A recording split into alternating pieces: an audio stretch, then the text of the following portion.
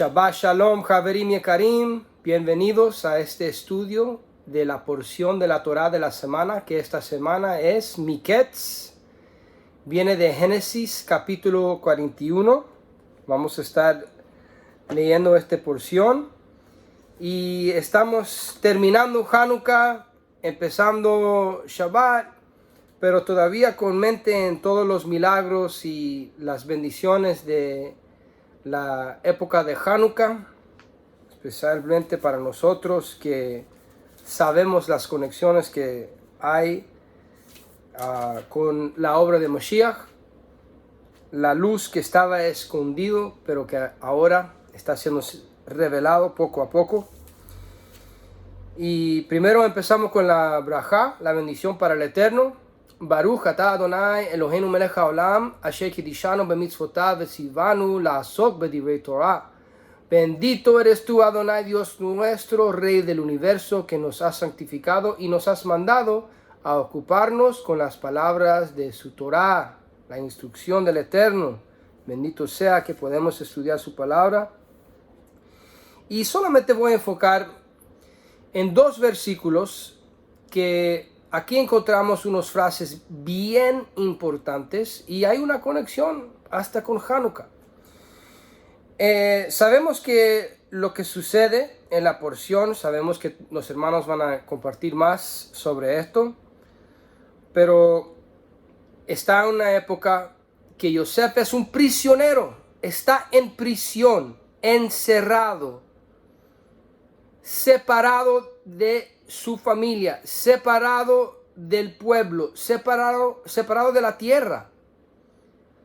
Entonces, si sabemos que la vida de Yeshua o la vida de Mashiach en el nivel de Yosef es una vida de exilio, una vida que sufre traición, pero aún ama a sus hermanos y sabe que el Eterno está haciendo todo por un propósito, tenemos que ver esta porción de la Torah con esa mentalidad de que esto también tendría que suceder a Mashiach.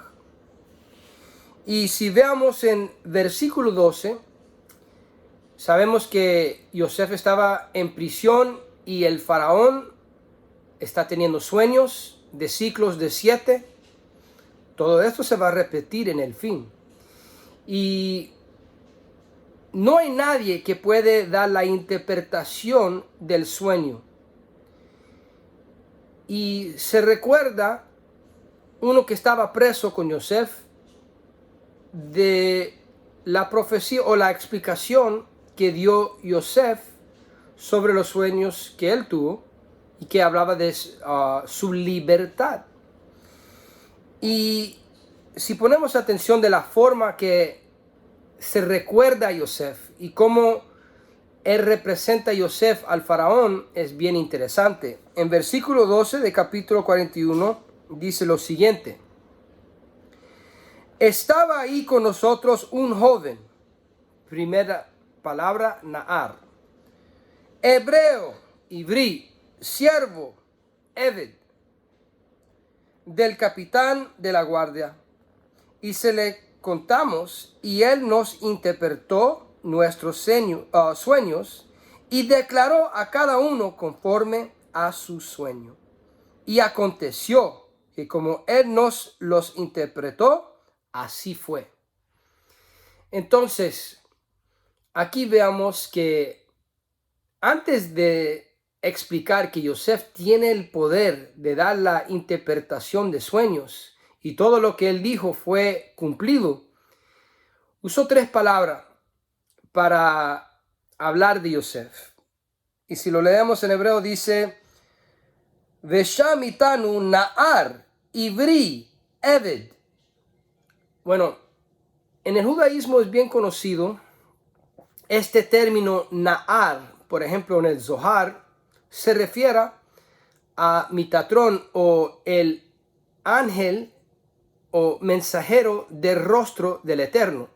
Y es bien entendido que este espíritu, este representante, estaba asociado con Yosef, o de una manera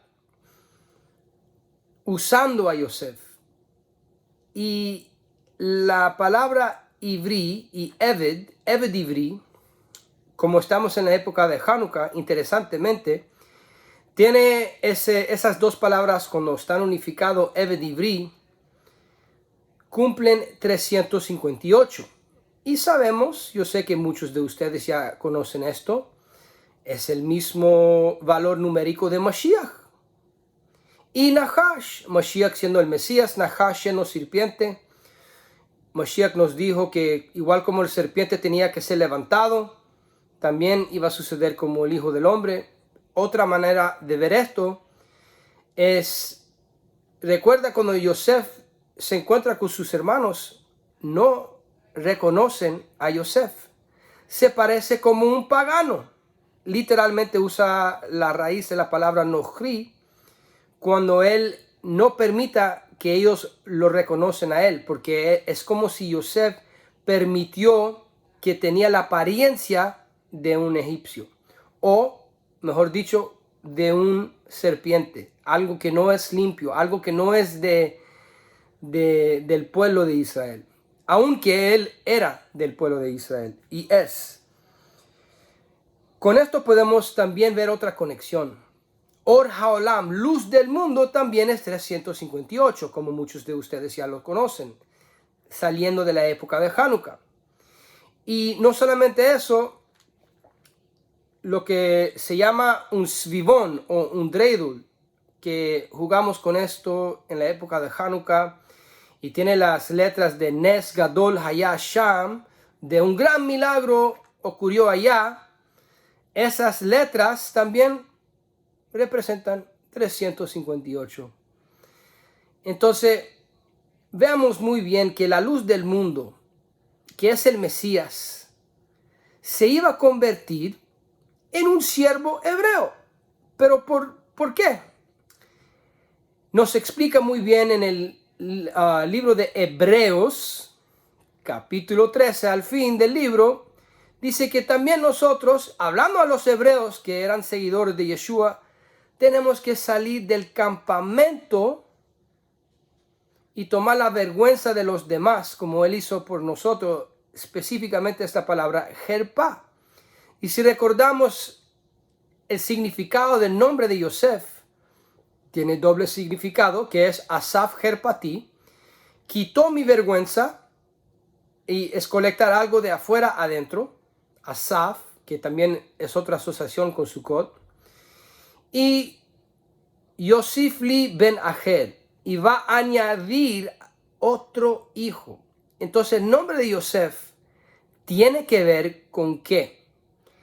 Con quitar la vergüenza de los que se desviaron del pacto o no tienen pacto y añadir otro hijo.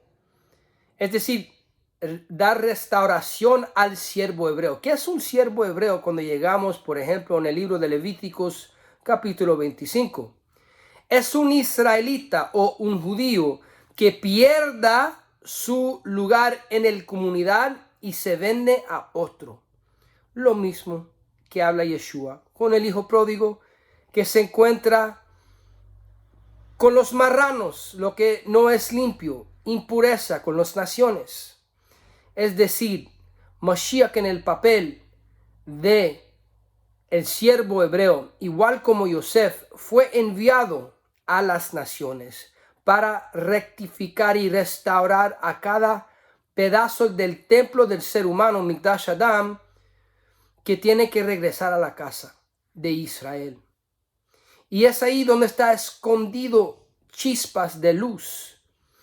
Y cuando llegamos al versículo 38, veamos y entendemos que fue el espíritu de Mashiach mismo que habitó en Yosef para cumplir esta obra. Hasta aún el faraón, que este faraón no era malo como los demás, él reconoció y dice, empezando en el 37 a 38, el asunto pareció bien a faraón y a sus siervos, hablando de el consejo de Yosef. Y dijo faraón a sus siervos, ¿acaso hallaremos a otro hombre como este en quien esté el Espíritu de Dios? hermanos y hermanas, no hay otro nombre en el mundo, en el exilio, que tiene el espíritu de Hashem, que ha podido redimir paganos, pecadores de Israel que se desviaron completamente de los pactos, como los Bene Anusim, y aún paganos de toda nación, de toda religión, de toda cultura, que han regresado a la fe de Israel. Tal vez no cumplieron con una forma de conversión técnico, no tenían que pagar dinero, no tenían que someterse bajo doctrinas de hombres. Y no es decir que todo es malo, porque hay mucha necesidad de tener una estructura y tener orden. Pero a la vez el Eterno desea rescatar cada ser humano. Y veamos aquí que esta parashá se llama Miketz, en el fin. Y esta palabra y esta frase también es algo que estaba pensando en los emisarios de Yeshua. Cuando veamos en Hechos capítulo 11, y es un versículo que seguro que me lo han escuchado leer antes, porque es uno de los versículos muy importantes.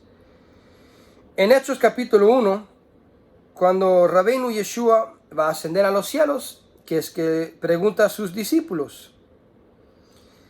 Y vamos a empezar al 6 y dice: entonces los que se habían reunido le preguntaron diciendo: Señor, ¿restaurarás el reino a la iglesia? Oh, disculpa, no dice nada de iglesia. ¿Restaurarás el reino a Israel en este tiempo? Y les dijo: no os toca a vosotros saber los tiempos o las sazones que el Padre puso en su sola potestad. Pero recibiréis poder cuando haya venido sobre vosotros el Espíritu Santo. Ruach HaKodesh vino para dar poder, a testificar del verdad con nuestra vida y también con las revelaciones que recibimos. Y me seréis testigos en Jerusalén, en toda Judea, en Samaria y hasta lo último de la tierra. Fin. Quetzaaretz. Arameo sería Sufiama. Algunos dicen que hay una conexión con Sofiama, es decir, España. De eso se trata el libro de Abdías. Pero sin tener que entrar en otro estudio, solamente vengan conmigo a Isaías 49, versículo 6, que dice lo siguiente. Dice: poco es para mí que tú seas mi siervo para levantar las tribus de Jacob. Recuerda que Jacob aquí representa a los que se mantenieron en el judaísmo, con identidad, con Torah, con pacto. Yeshua dijo: yo no vino por los justos, vino por los enfermos. Yeshua dijo: vino por las ovejas perdidas de la casa de Israel. Y después dice: y para que restaures el remanente de Israel. Pero realmente no es lo que dice en hebreo. Y después dice: también te di por luz de las naciones, para que seas mi salvación, Yeshua. ¿Hasta qué? Hasta lo postrero de la tierra. Ahora lo vamos a leer de Ivrit. Vayomer nakel mihioteja li Eved. ¿Recuerda lo que le llamaron a Yosef? Eved. Le hakimet shivkei Yaakov. Shivtei Yaakov, los tribus de Jacob, la comunidad de Jacob, el pueblo judío.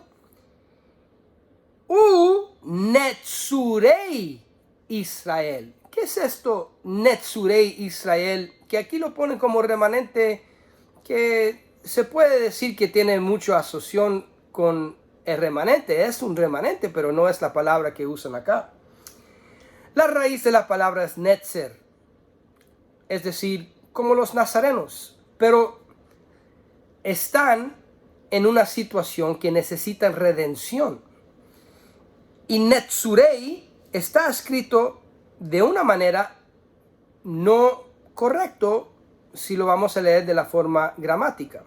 Y Rashi explica que este término, que es de la palabra netzer, que netzer puede ser una rama que sale donde otra rama fue cortado, pero también puede ser algo, un tipo de guardián, algo que guarda algo. Y Rashi explica que estos son los encerrados de Israel. Encerrados. ¿A dónde están encerrados? ¿Dónde fue enviado Yosef? Egipto. ¿Dónde fue enviado Yeshua? Edom, como vemos en Isaías 63. Yeshua fue enviado a través de sus emisarios, siguiendo su orden y su ejemplo, a entrar al sistema de Edom, a rescatar las chispas de luz que pertenecen al Eterno, que pertenecen al pueblo de Israel. Y en ese sentido, lo que dice el profeta, para que restaures los nazarenos encerrados. Y es lo que dice en hebreo. Y también para hacer luz a las naciones. Para cada ser humano que quiere ser parte del pueblo del Dios de Israel. Hay una manera de entrar al pacto y no necesitas pagar a nadie. Porque el precio alguien ya lo pagó. Y su nombre es Yeshua. Shabbat Shalom.